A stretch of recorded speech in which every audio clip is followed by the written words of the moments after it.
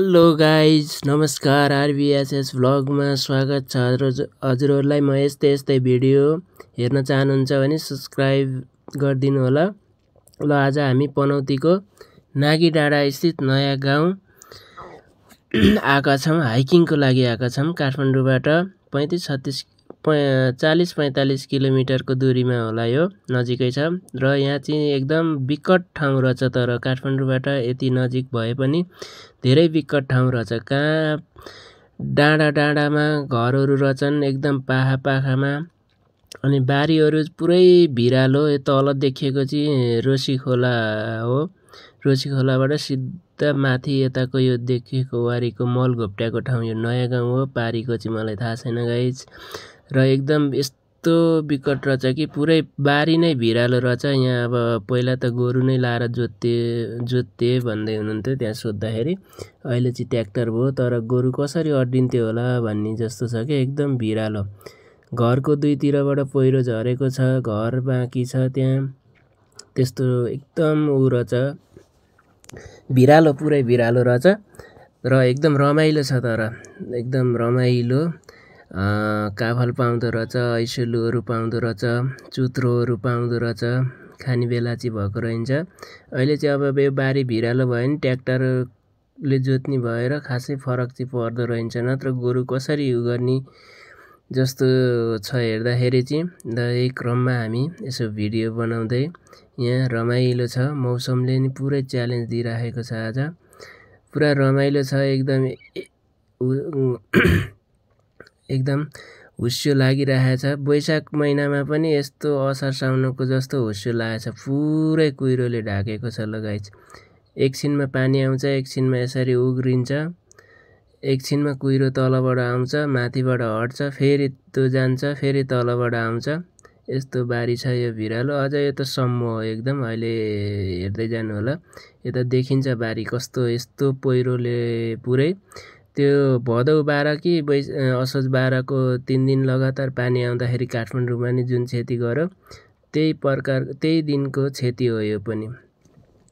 र हामी यता घुम्न माथि जङ्गलमा आए बेलामा पानी पर्यो र यो घरमा ओत लाग्यौँ। यो घरमा कोही मान्छे बस्नु हुँदो रहन्छ, बाहिर कौसी रहेछ, त्यहाँ हामी ओत लागेर बस्यौँ। यो वरिपरि देखेको यो फुलहरू आँगन हो। यस्तो भएछ अहिले। मान्छे बाहिर हिँडेर यस्तो हुस्यो लागेको छ है। केही देखिया थिएन, कस्तो दिनमा आइएछ जस्तो भएको थियो। तर पछि खुलेर आयो मौसम र रमाइलो पनि भयो। धेरै ठाउँमा पहिरो लडेर एकदम भएर छ। अनि त्यही बेलाको पानीले चाहिँ, भदौ कि असोजमा परेको पानीले धेरै ठाउँमा गएको रहेछ पहिरो। र एकदम चिसो मौसम छ। जाडो पनि भएको छ, खासै चिसो हुँदैन भनेर टी सर्ट र सामान्य हुक्स लाएर गइएको थियो। चिसै भयो मौसम। यस्तो पहाड छ है, तर यो हरियो छ डाँडा काँडा, पुरै कुहिरो लागेको छ। असार साउनमा जस्तो लागिरहेको छ यो। र यो पानी परेर ओत लागेकै बेलामा हो यो जस्ताबाट चाहिँ पानी झरेको। यो पुरै आँगन यस्तो, मान्छे कोही नबस्ने घर छोडेर सब काठमाडौँ बाहिर गाउँमा त कोही मान्छे नबस्ने आजकल। आँगनमा यस्तो छ है पुरै। ल पुरै जङ्गल छ आँगनमा। यो आरु बाख्राको बोट रहेछ, टन्न फल्या। यो कसले खाने हो। यसको घर दानी चाहिँ कहाँ हुनुहुन्छ, के राम तामाङ समथिङ के घर थियो, उहाँको घर रे यो।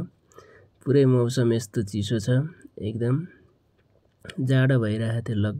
लग कामिरहेको थियो। यस्तो चिसो यो हुस्यो देख्न सक्नुहुन्छ। कुहिरो तलबाट आउँछ, माथि खुल्छ, फेरि माथि जान्छ, फेरि खुल्छ।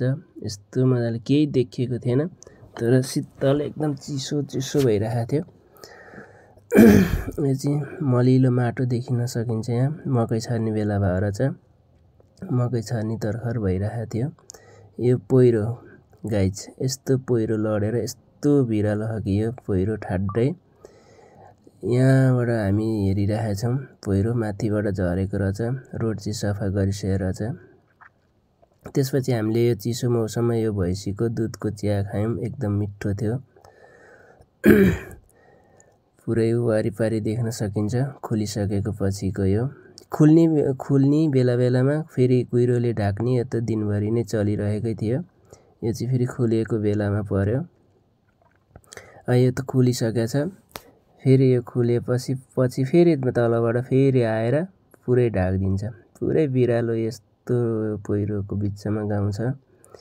तर काठमाडौँबाट धेरै टाढा छैन, 40-45 किलोमिटरको दूरीमा हो। नागी डाँडाबाट नयाँ गाउँको आसपास, नयाँ गाउँमै छौँ हामी चाहिँ। यो यस्तरी आयो फेरि ल, पुरै केही देखिने छैन ल। अनि पानी पनि बिचमा आइराख्ने रोकिने गरिरहेको थियो। अहिले मैले भने यो भैँसीको दुध खाइयो, चिया खाइयो। यो भैँसीको दुधबाट बनेको एकदम मिठो। यो पुरै कुहिरो, केही देखिँदैन ल, पुरै छोपेको छ ल। त्यसपछि फेरि खुल्छ। खुलेपछि यो हामी त्यहाँबाट फर्क्यौँ। पानी रहिसकेपछि त्यहाँबाट हामी फर्क्यौँ। Thank you for watching. Subscribe पनि गरिदिनु होला र सँगै रहेको बेल आइकनलाई नि दबाएर साथ दिनु होला। धन्यवाद।